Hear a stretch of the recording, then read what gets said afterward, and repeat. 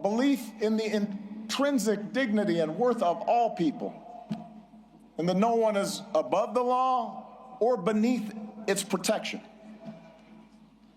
A belief in checks and balances in our government and an accountability that comes with an independent judiciary and a robust free press. A belief that our military and law enforcement owe allegiance not to any president or political party, but to the people and our Constitution. A belief in the peaceful transfer of power after the people have spoken in fair and free elections, recognizing that in a large, complicated society like ours, no group or faction gets its way 100% of the time. And a belief that qualities of character, honesty, integrity, kindness, compassion, a sense of duty, and honor, those things matter in our public dealings, just as they do in our private lives. These are not,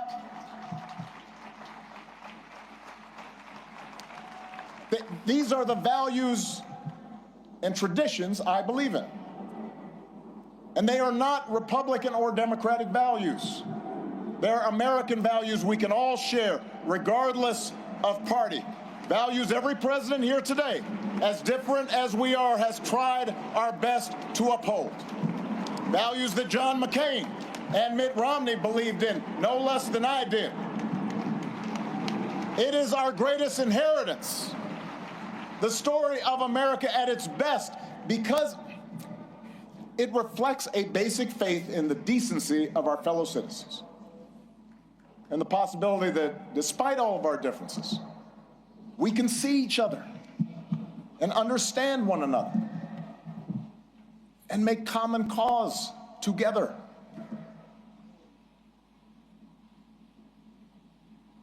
That's what I hope every visitor to this center takes away from their experience. And that's why if you come for a day and you don't have time to see everything, I would urge you to skip the clips of my speeches. You have heard them all before. In favor of the stories of those ordinary citizens who helped make that change happen. The cancer survivor who feared rising premiums would force her out of her home and was brave enough to speak out about it. She's why we pushed so hard for health care reform. The small business owner trying to keep the lights on. The teenage girl who told me she was worried her dad might lose his job in the auto crisis. They're why we focus so relentlessly on pulling our economy back from the Great Recession. The wounded warrior overcoming debilitating injuries. The gay Air Force major serving her country even when forced to hide who she was. They're why we worked to end Don't Ask, Don't Tell and care for those who've worn our country's uniform and do right by our military families. It's their voices that led to our successes. And while going through the exhibits, I'd also ask you listen to the voices of people around the world who've been inspired by American ideas.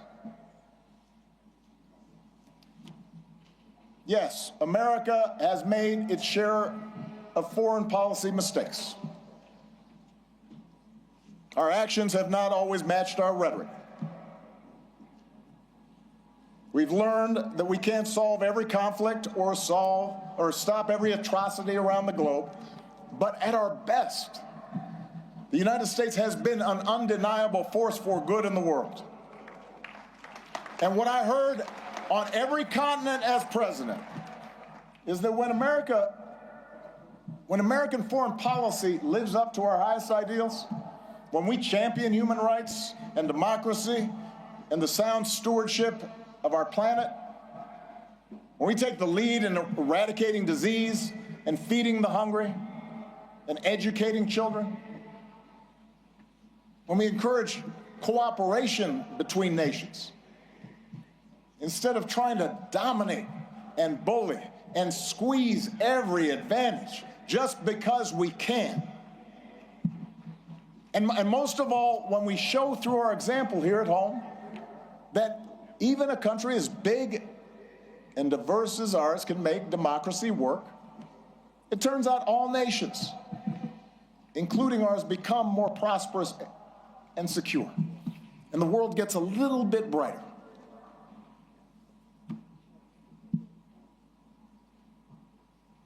I recognize it's been almost a decade since I left office. In that time, we have lived through more war and a terrible pandemic, economic disruptions, mass protests, backlash against mass protests, political conflicts that have shaken the very foundation of our democracy. We've witnessed a technological revolution that promises remarkable discoveries, could revolutionize medicine, but is also accelerating inequality, that puts all the world's information in the palm of our hands, but somehow makes it harder for us to tell a truth from a lie, that connects us instantly like never before, even as it makes us more distrustful and more withdrawn and more fearful and more isolated from each other. It's a lot. For millions of people in this country and around the world, the future feels uncertain, the ground unstable beneath our feet. And as algorithms keep feeding us a steady stream of distraction and outrage, as only the loudest, most extreme voices get attention, fanning our prejudices, appealing to our basest, most tribal instincts, it's tempting to give in to cynicism and even despair, to stop trying. We start thinking that appeals to democracy and civic participation are corny and old-fashioned and boring and naive. That the very idea of working on behalf of the common good is a sucker's bet.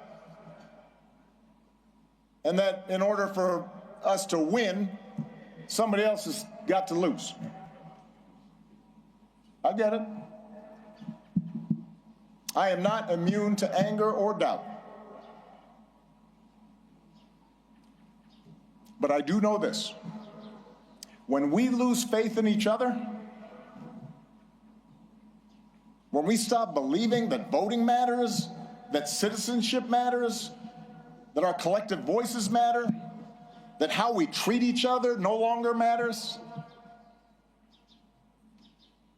then we give away our power to decide our own futures.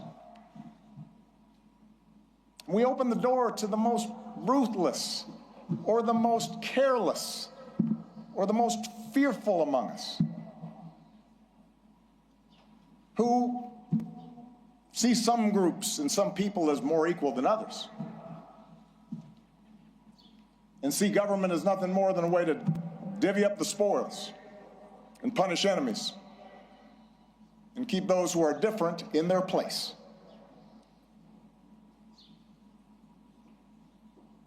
I do not believe that is the story of America that prevails in the end. I don't believe it because for us to give up, for us to give in now, after all this country's been through, to cynicism and division would be a betrayal of our founding ideas, a betrayal of our faith. And I remain convinced that the overwhelming majority of Americans feel the same way. That as unsettled as we are, people aren't looking for perpetual anger and division.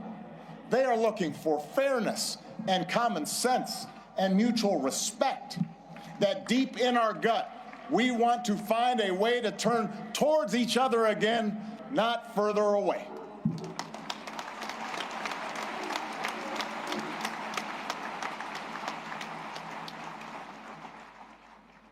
I believe this because I've seen it all across our country. In cities that have worked together to reclaim their streets from crime, in rural communities that have rebuilt their economy, in businesses that are finding new ways to make housing affordable, in those ordinary people in the Twin Cities who brave frigid temperatures, risk their own safety, standing shoulder to shoulder to look out for their neighbors and sometimes look out for strangers because they knew that was the right thing to do. I've seen it.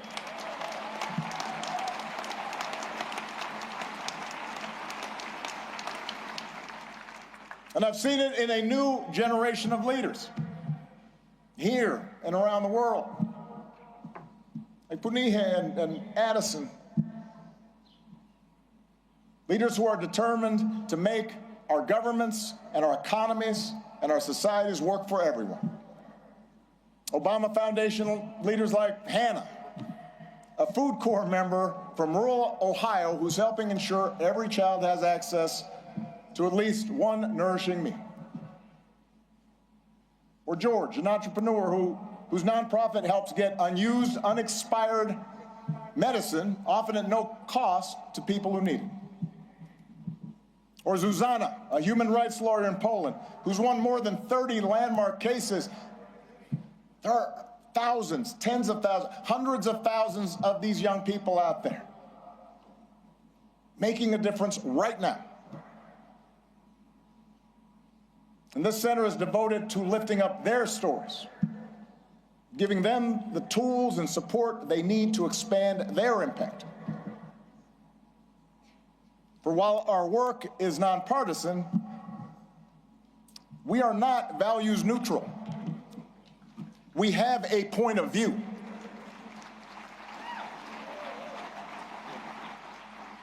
The exhibits in the center are not meant to evoke nostalgia for some gauzy bygone era, some unattainable past that we can dream about and say, oh, we miss you, Barack.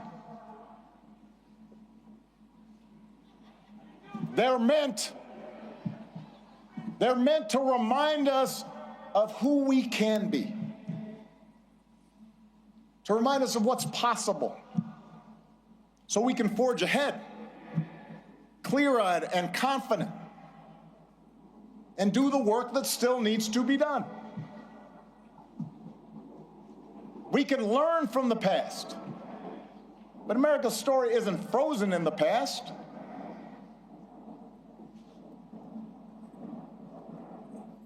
It has chapters yet to be written, not by one person or a few people, not by Barack and Michelle, or anybody with a fancy title or a high office, but by all of us. You know, one of the things a lot of presidential libraries now have in common is a replica of the Oval Office. And if you take a peek at the one inside this building, you will see some objects that carried some special meaning for me during the time that I was in office. There's a program that a friend from the South Side gave me that he had retrieved from the 1963 March on Washington. He was there. There's a Norman Rockwell painting of the Statue of Liberty with workers hanging on ropes, burnishing the torch that she holds aloft. And on the rug, you'll read words from some of America's greatest leaders, including a quote that inspired that arch that you see right there at the south end of the plaza by Martin Puryear. The arc of the moral universe is long, but it bends towards justice. And it's a quote that was often invoked by Dr. Martin Luther King Jr., but it originally comes from a Boston minister's sermon more than 170 years ago. And at the time, the abolitionist cause seemed lost. The Compromise of 1850 had made harboring fugitive slaves a crime under federal law, even in those states that had abolished slavery. And in a case that garnered national attention, a young fugitive in Boston had been seized and tried and marched to the wharf by hundreds of armed officers, where he was summarily put on a ship bound for the South, where he would remain in shackles and chains. And it was a moment of profound uncertainty and despair. A moment the minister called darker than any New England had witnessed. We do not see, Reverend Theodore Parker observed, that justice is always done on earth. Many a knave is rich, sleek, and honored, while the just man is poor, hated, and in torment.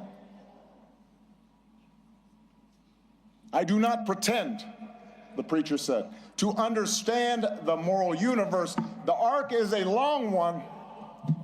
My eye reaches but little ways. I cannot calculate the curve and complete the figure by the experience of sight. I can divine it by conscience. But from what I see, I am sure it bends towards justice. The good Reverend was under no illusions about the perils and obstacles facing the abolitionist cause. His words offered no easy answers, no comforting assurances that he or his congregation would live to see the progress they so desperately sought. Rather, his was a declaration of faith, a defiant call, not to abandon hope or give way to fear, but to stay true to our better selves and true to one another, and to keep fighting to fulfill the promise of this nation, even in the face of cruelty and bitter disappointment, even in the face of impossible odds. It is that spirit that we open the center today. The same spirit that so many of you showed all those years ago. The same spirit that inspired generations of Americans to meet the challenges of their time. The same spirit that is alive and well here on the south side of Chicago. Same spirit